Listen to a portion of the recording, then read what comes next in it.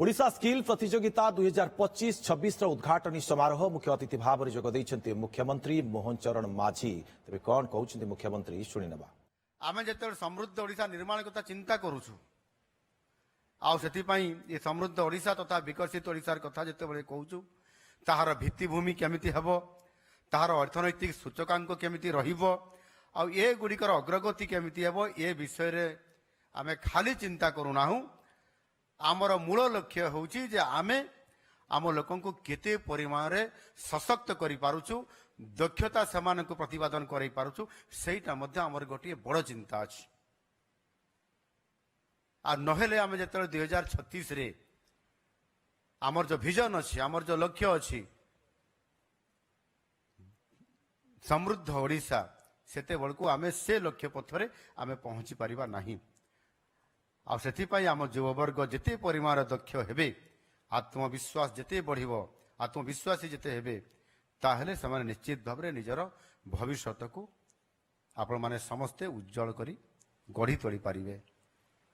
आपण मानकर पर युववर्गंकर भविष्य उज्जवल हेले ओडिशार भविष्य मध्य निश्चित भाव में उज्जवल हबो एवं समृद्ध हबो।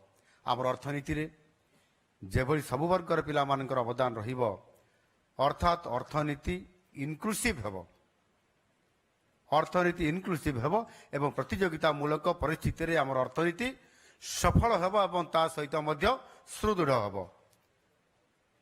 आउ सेति पई आमर समस्त युववर्गन को आमको आगेबाकू पड़िबा, दक्ष होबाकू पड़िबो।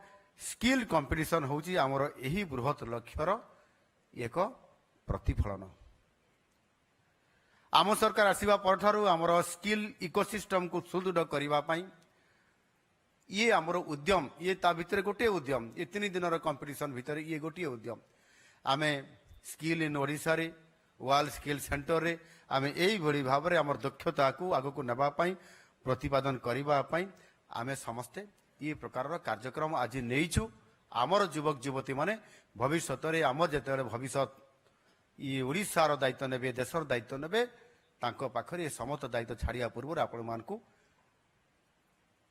स्किल करिबा, दक्षता करके छाड़िया पई एवं सेथि पई आमर जो बड़ लक्ष्य रही इंडस्ट्रियल इकोसिस्टम।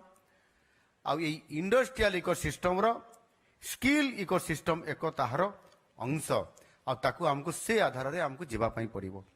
आम शिल्पायन मूल लक्ष्य होउची युव वर्गन को संपूर्ण भाव में सशक्तिकरण करने। से आम सरकार दक्षता वृद्धि पाई अनेक गुड़िए जुगान्तकारी पदक्षेप मान नौछंती। निकटरे आम राज्य रे आमे एक कैबिनेट रे अनुमोदन मध्य देइछु। एबे कैबिनेट बसिथिला आमर उत्कर्ष आईटीआई स्कीम, ए उत्कर्ष आईटीआई स्कीम को आमे अनुमोदन देइछु। एही योजना रे आईटीआई गुड़िकर आगामी दिन रे गोटे कायाकल्प प्रस्तुत हम। भित्तिभूमिर उन्नतीकरण सहित आधुनिक विशेष करी शिल्प संस्था गुड़िकर आवश्यकता को देखी नुआ नुआ ट्रेड रे दक्षतार विकास करा जिवो। एठी नुआ नुआ ट्रेड रे मध्य आपण माने एठी आविर्भाव आज हेइचंती, पुरस्कार नैचंती। मते हमर सीएस मैडम कहउतले कौन कौन नुआ दक्षता नैचंती, रेडी हिकरी आछंती, सामाने पूरा सजई हिकी आछंती बोली कहउतले। एन से प्रकारर आमको संपूर्ण भाव में नुआ ट्रेड रे दक्षतार सहित आपण माने ताकू डेभलप हेकरी आपण माने विकसित हेकरी आसीबे एवं आगामी दिन रे आपण माने एक गुरु दायित्व नबार ई आवश्यकता को उपलब्धि करिकरी आज ये कार्यक्रम निया जाउछ। प्रथमे केते केते बछा बछा आईटीआई रो एही योजना ये आरंभ करा जाउछि। एहा परे ताकू पुनी संप्रसारण करा जिवो। टेक्नोलॉजी रे उन्नति और परिवर्तन सहित शिल्प संस्था गुड़िकर आवश्यकता रे मध्य धीरे धीरे परिवर्तन हेउछि। तेणु शिल्प संस्था गुड़िकर यही परिवर्तित आवश्यकता को पूरण करने आईटीआई गुड़ी को आम समस्ते जो एवं कैबिनेट रे अप्रूवाल देइछु सही अनुसार आईटीआई गुड़ी को इंडस्ट्री रेडी करने पड़ो। इंडस्ट्री कौन चाहूँगी एवं सही अनुसार आम आईटीआई रो आम पिला माने स्किल रे केते सक्षम डेभलप होती से अनुसार आमको रेडी होगा पड़ो।